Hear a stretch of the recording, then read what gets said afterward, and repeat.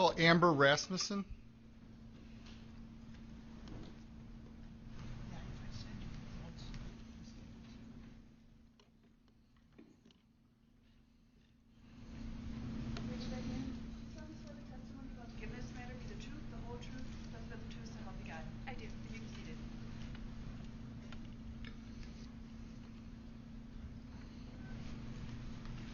Can you please state your name and spell it for the benefit of the court reporter? Amber Rasmussen, AmberRasmussen. And where are you employed? I am employed at the Wisconsin State Crime Laboratory in Milwaukee. And what is your position there? I am a DNA analyst in the DNA analysis unit. And how long have you been a DNA analyst? I have been employed as a DNA analyst for just over 10 years. And what is your educational background? I have a Bachelor's of Science in Biology and Human Biology from the University of Wisconsin, Green Bay, as well as a Master's of Science in Forensic Science from Marshall University. And what are your primary duties as a forensic scientist in DNA analysis?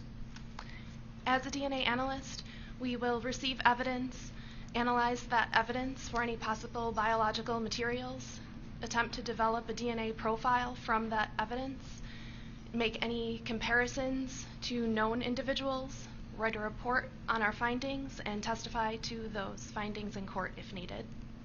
And have you received any specialized training in the areas of DNA analysis? Yes. In addition to my education, I also received approximately 9 months of on-the-job training prior to being signed off as a full DNA analyst. I also undergo annual training and review current literature. And are you a member of any professional organizations related to forensic science?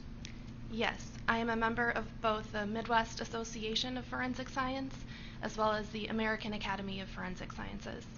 And is your laboratory accredited by any organization? Yes, we are accredited by it's ANAB, which is an acronym for another acronym, but it is American National Accreditation Board, ASQ, National Accreditation Board. And is there any sort of proficiency testing or peer reviewing that you participate at your laboratory? Yes, we participate in both proficiency testing and peer review. Proficiency testing is when an external company provides us a test with known results, and we work that test as if it were a case and send our results back to them, and they verify that we obtain the correct results on that case. Peer review or technical review is when another analyst evaluates our work and work we did on a case, and they review every case. Another trained analyst will review every case that we work within the lab. And what actually is what people commonly refer to as DNA? What actually is it? DNA is often referred to as the building block of life. It is present in all living things. It is the same throughout your body. It is unique to each individual except for identical twins, and it's what makes you who you are. It's what makes you a human. It's what determines your genetic characteristics. And how do you test for DNA, or what's the process you use? So for forensic testing, we look at areas of DNA that aren't typically associated with physical characteristics. They are areas often referred to as junk DNA, but we have found these areas that vary from individual to individual, and one individual may have the same DNA type at a location as another, but when we look at multiple types, that will vary from person to person, and we can use that totality of DNA types within an individual's DNA profile to differentiate between DNA from different people. Now, when I read these reports, there's something called an STR. What is an STR? An STR is a specific reference to the type of DNA we look at. STR stands for short tandem repeat, which is the small repeated sequences of DNA that we use for our analysis. And is that kind of analysis a commonly or generally accepted procedure in forensic science? Yes, it is. And how do you go about doing a STR DNA analysis? So first we will take an item of evidence, whether it is swabs or clothing, and we will take a sample from that item, and we will subject that sample to a series of reagents in order to break open any cells that may be present, clean up that sample from anything that is not DNA, and end up with a small volume of liquid that contains purified DNA. We will then take that small sample and count how much DNA is present and run it through our system to make copies of those areas that we use in our analysis. Now, I've placed a document in front of you that has been labeled in another way Exhibit 22. Can you please take a look at that document and tell me if you recognize it?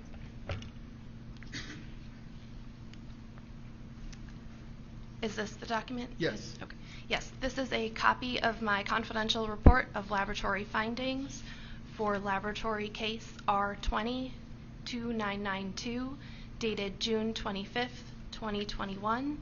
And I can tell that it is my report because there is my signature on the first page and my initials on each subsequent page. So, did you review that report before coming to testify today? Yes. And is this, as far as you can, is this a true and accurate copy of your report? Yes. I'd like to move Exhibit 22 into evidence. Now, in this case, is this case related to the Kyle Rittenhouse? This report related to the Kyle Rittenhouse case? Yes. And what did you receive to test for DNA in this case? In this case, we received 3 sets of swabs from a firearm, 2 sets of swabs from an ammunition magazine, and 3 standard or reference samples from known individuals. What is a standard or reference sample? A standard or reference is a sample that is directly collected from a person, and we use that to establish what that individual's DNA profile is, and we can then use that for comparison to any questioned evidentiary profiles we obtain. And the 3 standards in this case you received from Joseph Rosenbaum, Anthony Huber, and Kyle Rittenhouse? Yes. Now, Kyle Rittenhouse's standards is called a buccal swab. What is that? A buccal swab is a swab of the buccal cells, which are the inside of your cheek, contains buccal swabs. So these are basically swabs that are taken from the inside of a person's mouth. And the ones from Mr. Rosenbaum and Mr. Huber are dried blood standards. What are those? Dried blood standards are when blood is applied to usually a card, and then we can take a sample of that blood to develop a profile. So you can get the DNA from the dried blood. Yes. And you talked about swabs from a firearm and from some ammunition magazines. Can you describe how that process is done? Which part of the process? I'm sorry. What do you mean by swabs? Like, what do you actually receive? So in this case, what was received were envelopes containing swab boxes, which are small boxes that contain basically a wooden stick with cotton on the end, a long-handled Q-tip. And each of those boxes was marked as having been collected from a different area of either the firearm or from a magazine. In this case, there was 1 set of swabs marked as having been collected from a trigger, another from a barrel guard, and another from a pistol grip, and then 2 sets from a magazine. And what we do is we will cut off the cotton portion of that swab, and that is what proceeds in our testing to try to develop a DNA profile. So is it your understanding that someone would have taken that swab, swabbed the parts or the items that are listed, and then packaged it up and sent them to you? Yes. So it's being represented to you that the gun has been swabbed by these Q-tips? Yes. Or not technically Q-tip, but. Now, did you find any DNA on any of those swabs? Yes. Where did you find DNA? There was DNA detected on all 5 of those evidentiary items. And what did you do once DNA was detected? I attempted to develop a profile from each of those, and then attempted to interpret those profiles and make any comparisons to those. Now, for the trigger swab, was there any DNA found from the trigger swab? Yes. And who was the source of that DNA? A single source male profile was obtained from the swabs from the trigger, and Kyle Rittenhouse is the source of that DNA profile. Now, the next finding is swabs from the barrel guard. Is that a part of a gun? Yes. And what were the findings on the barrel guard? The barrel guard contained a mixture of DNA, so there was DNA present from at least 2 people. This contained DNA from at least 1 male, and assuming that there were 2 people present, I was able to do a comparison to each of the 3 different individuals in this case. Would you like me to read those results as well? Let me ask you one question before you do that. You said you used a process or a procedure called STR mix. Just briefly, what is that? STR Mix is a software program that helps us to interpret DNA and analyze DNA profiles, and it also helps to perform comparisons to the DNA profiles. Is this the standard you use when there are potential mixtures? It is most often used for mixtures, yes. Is it the only thing your lab uses for mixtures now? We do, in certain cases, we do have, we can not use this software and we can do a manual interpretation. Now, what were your findings on the barrel guard?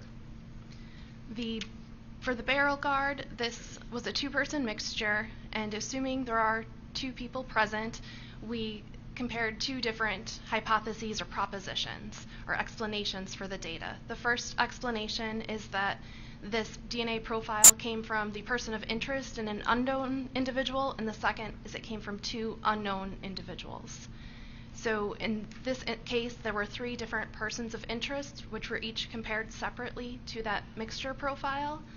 There was strong support for exclusion for Joseph D. Rosenbaum. It is at least 70,000 times more likely to observe the DNA profile if it is a mixture from 2 unknown individuals than it is a mixture resulting from Joseph Rosenbaum and an unknown individual. There is very strong support for exclusion for Anthony M. Huber in this mixture. It is at least 2 billion times more likely to observe this DNA profile if it is a mixture resulting from 2 unknown individuals than Anthony M. Huber and another unknown individual.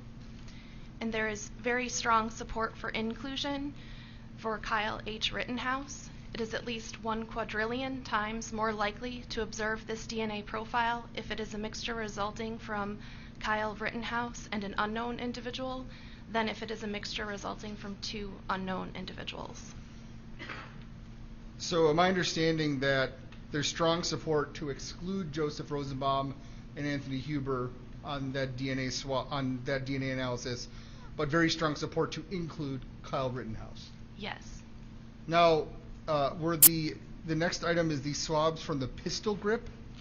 What were the results from that? Was that also with the STR mix? This was also a 2-person mixture, including at least 1 male, and it was also interpreted using the StarMix software. So what were the findings on that item?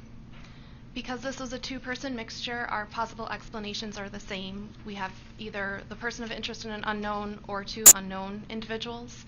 And for the pistol grip, there is strong support for exclusion for Joseph D. Rosenbaum. It is at least 657,000 times more likely to observe this profile if it is a mixture resulting from 2 unknown individuals than if it is a mixture resulting from Joseph D. Rosenbaum and another unknown individual. There is strong support for exclusion for Anthony M. Huber. It is at least 13,000 times more likely to observe this profile if it is a mixture from 2 unknown individuals than if it is a mixture from Anthony M. Huber and another unknown individual. And there is very strong support for inclusion for Kyle H. Rittenhouse. It is at least 1 quadrillion times more likely to observe this DNA profile if it is a mixture resulting from Kyle Rittenhouse and an unknown than if it is a mixture from 2 unknown individuals. Is it fair to say that's essentially the same findings as the swabs from the barrel guard, but the the numbers and the likelihoods are different. They are similar conclusions, yes. Now, the next item is the magazine swabs. What were your findings from the magazine swabs?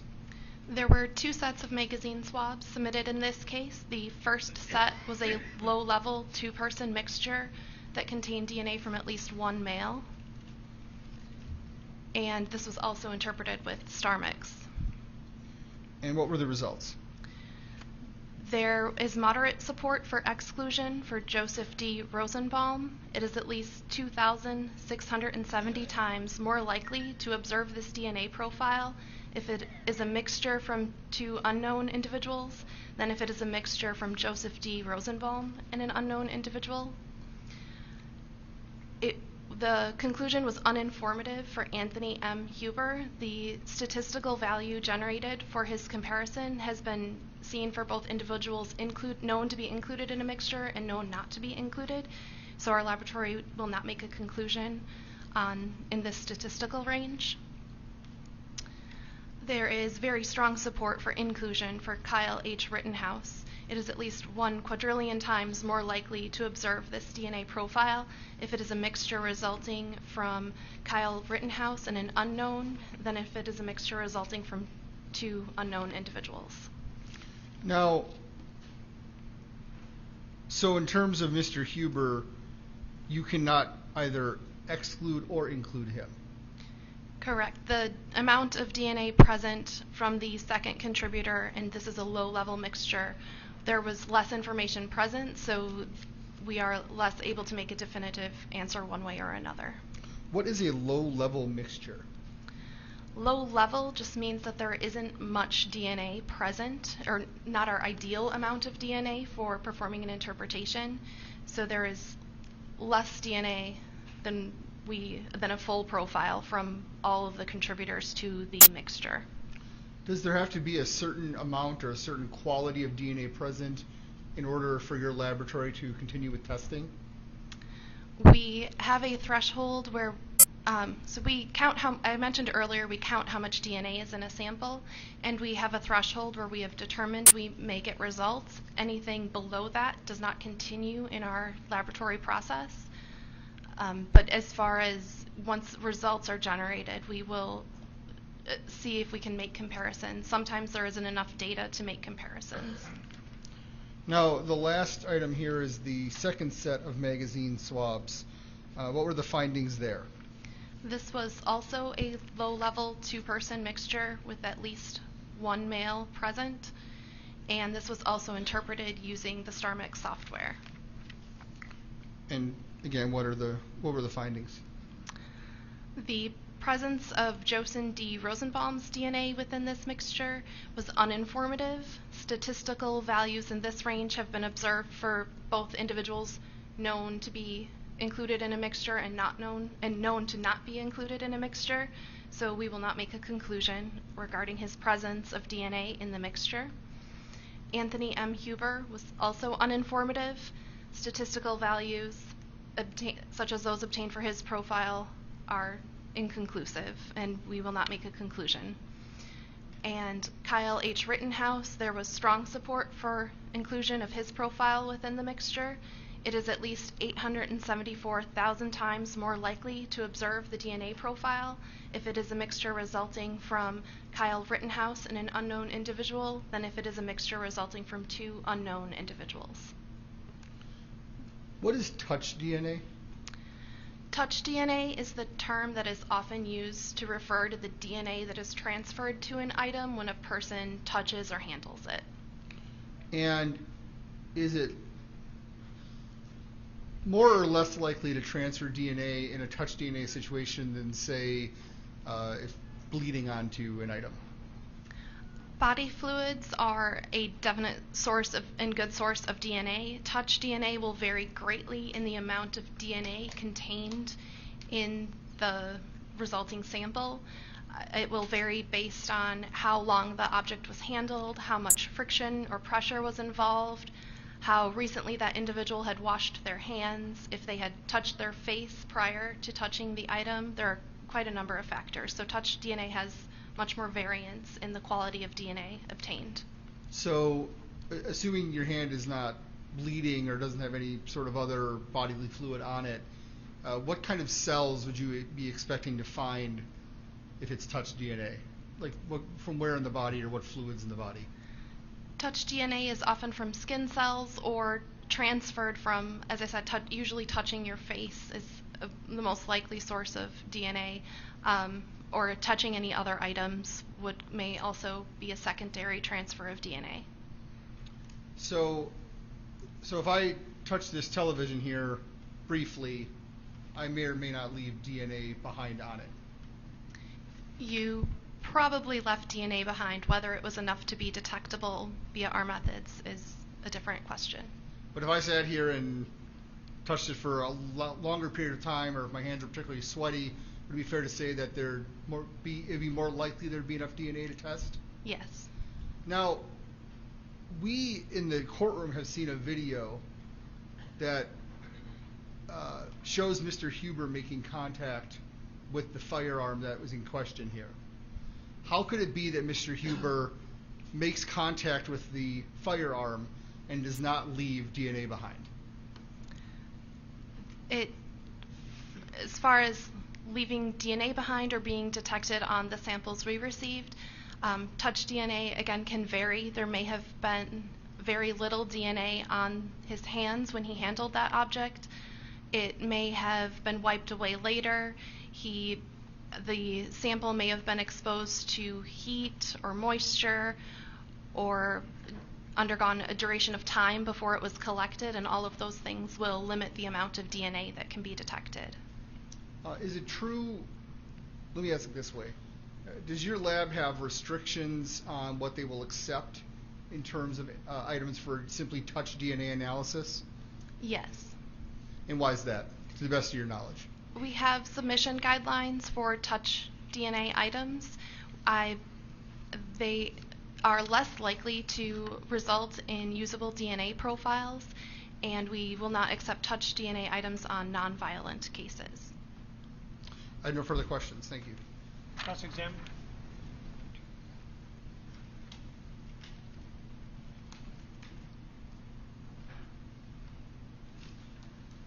Can I ask you, Ms. Rasmussen, when you get a sample to be tested, who tells you what area, in this case, so there's a firearm, right? You test? The DNA unit did not receive the firearm itself in this case. What did you receive? We received swabs that were collected from a firearm. Okay. And so when law enforcement sends those to you, they tell you this swab was taken from this area of the firearm or this area of the firearm, and we'd like you to test them. Is that right? Yes. Okay. Would you agree that you never got a swab from the barrel of that gun? The barrel guard was the closest, to my knowledge, that was obtained from the barrel of the gun. Do you know what a barrel guard is? I do not. Okay.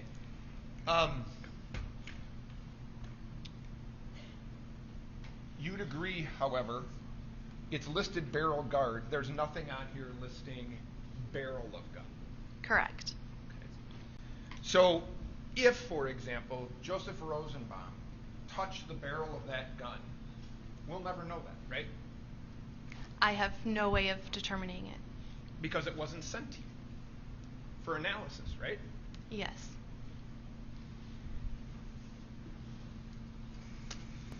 Now, Jim.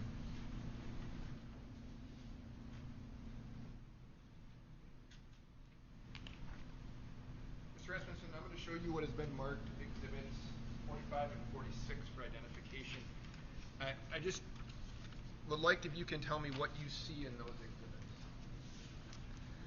exhibits. In exhibit 45, I see a person walking the opposite direction of whoever's taking the photo, and a person on the ground, and there's an object connecting them. The person on the ground appears to be holding on to the object. Okay. Jim, can you tell me if you object? No disagreement that the person on the ground is Mr. Rittenhouse? No disagreement that the person standing up is Mr. Huber? No disagreement. No disagreement that the object in between them is a firearm? No disagreement. Okay. So, Mr. Rasmussen, if I told you that person standing there is Anthony Huber, okay, that we agree on that, you agree that it appears Anthony Huber is touching that, and we agree that's a gun. You'd agree that Anthony Huber is touching that gun, right? Appears to be he's touching that gun? It appears to be. Okay. Now, in the areas, so the fact there's no DNA present in the areas you were asked to look at doesn't mean that the person didn't actually touch the firearm. We see it, right? Correct. Okay. The DNA, yeah, correct. Okay. Can you do the other one, please?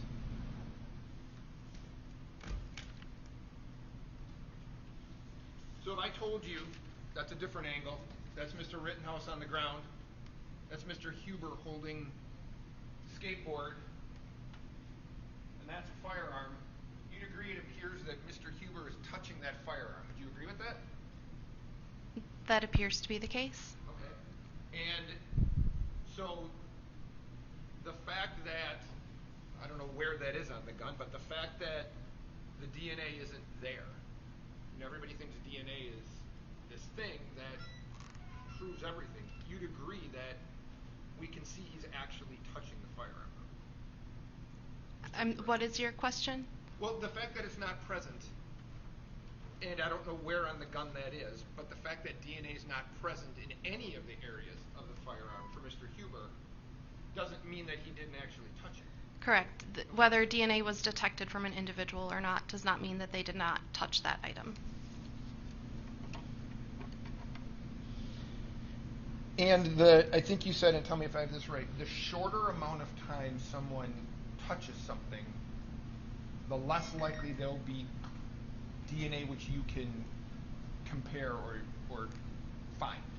Yes, the less an item is handled, the less I would expect there to be an opportunity for DNA to transfer.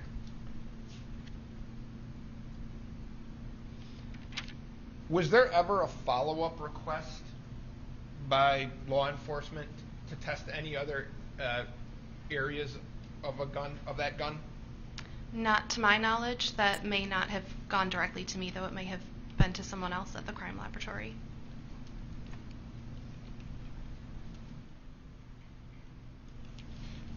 Your Honor, I'm sorry, I don't remember the numbers. I'd move 45 and 46, right? Yes. I'd move 45 and 46, if there's no objection. No. Steve, And I have no other questions. Thank you for your time, ma'am. can you read back? No. Can you step down, ma'am?